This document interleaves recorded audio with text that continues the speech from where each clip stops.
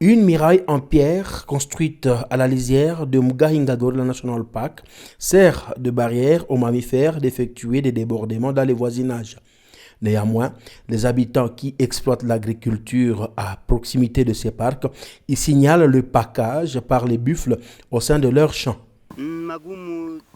Nous avons un grand défi car les animaux sauvages quittent les parcs et détruisent toutes nos cultures.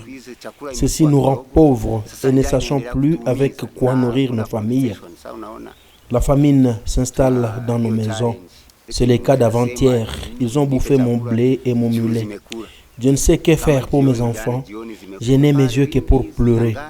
Car au parc, il n'y a aucune compensation. Nous sollicitons une construction d'un mur permanent et nous allons renforcer notre collaboration avec le parc.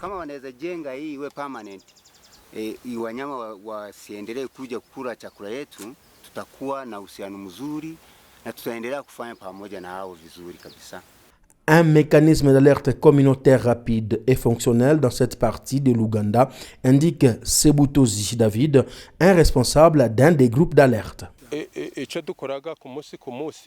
Notre travail hebdomadaire est de surveiller journalièrement si les animaux ont détruit la clôture. Lorsque nous constatons une quelconque faille commise sur la clôture, nous faisons appel aux membres de notre comité pour réparation immédiate. Nous sommes en alerte face à toute sortie d'animaux du parc. Nous avons des pierres rendues disponibles par les riverains de ce parc.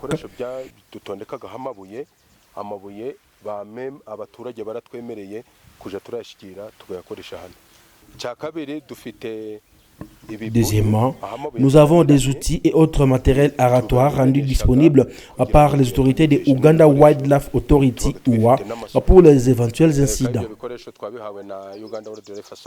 Toutefois, les riverains reconnaissent la valeur ajoutée de ces parcs pour leur développement.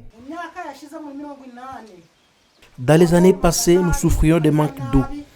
Nous avions difficile même de prendre soin de nos enfants nouveau-nés. Avec ce projet d'eau apporté par le parc et ses partenaires, nous sommes en train de jouir de notre vie entière et effectuons toutes les charges ménagères, y compris la stabilité au foyer. J'applaudis Water for Virunga et notre parc national.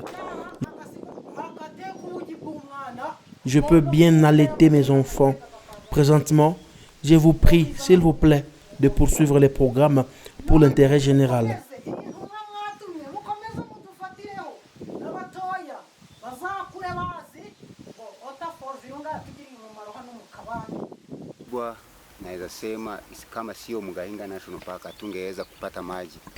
Nous avons beaucoup d'intérêt à partir de Mugahinga Gorilla National Park. Nous avons reçu de l'eau grâce à ces parcs.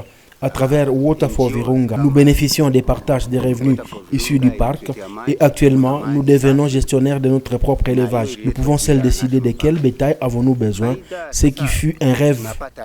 Tout ceci grâce à ces parcs.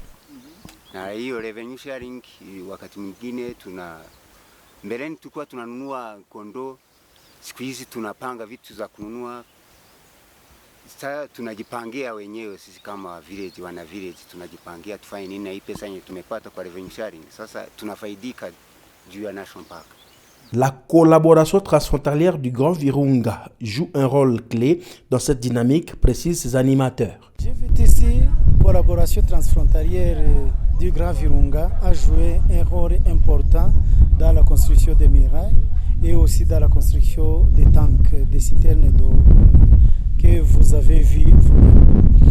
Au début, pour la construction des citernes d'eau, je peux vous dire qu'il y a eu la première phase de faire une étude. On a fait une étude hydrologique pour identifier ou bien pour voir la situation de l'eau dans ce paysage du Grand Virunga. Et à partir de cette étude, on a constaté qu'il fallait mettre en place un projet. Le projet que nous avons soumis au bailleur, qui est le Royaume des Pays-Bas, et le Royaume des Pays-Bas a financé ce projet pour disponibiliser de l'eau aux alentours, dans les communautés riveraines des parcs. Et ça, c'est pour la construction de l'eau, et je peux vous dire que ce projet a coûté environ 14 millions de dollars dans les 3 pays.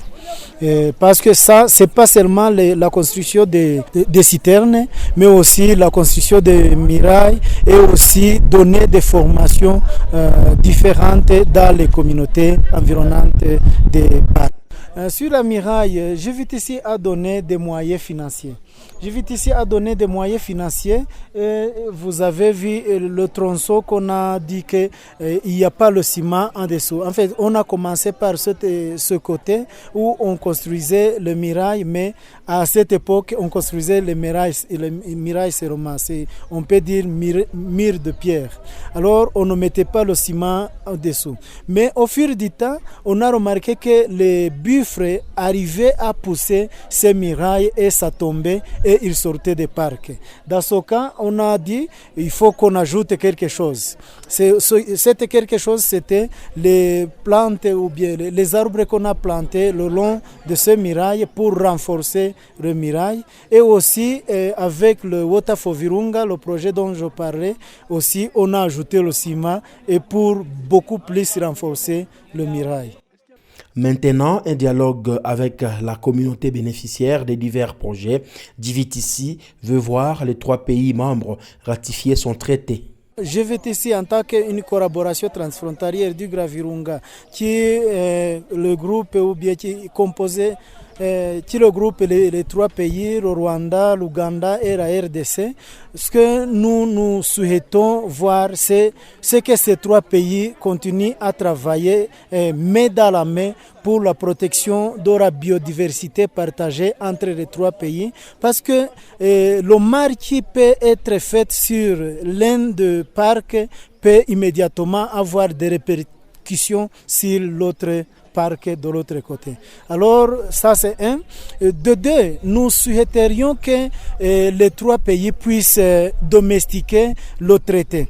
En 2015, on a signé le traité de collaboration, appelé traité de collaboration transfrontalière et développement du tourisme. Alors, ce traité a été signé. Maintenant, on travaille comme si c'est ratifié, mais ce n'est pas normalement ratifié. Alors, nous voudrions que vraiment on procède à la ratification de ce traité pour que vraiment la contribution que GVTC soit amenée à un autre niveau, à un niveau supérieur et soit vraiment reconnue au niveau international. Au pied du volcan Muhabura, une floraison d'activités communautaires progresse car l'approche basée sur la consultation de la base guide les autorités de protection de ces parcs et leurs partenaires.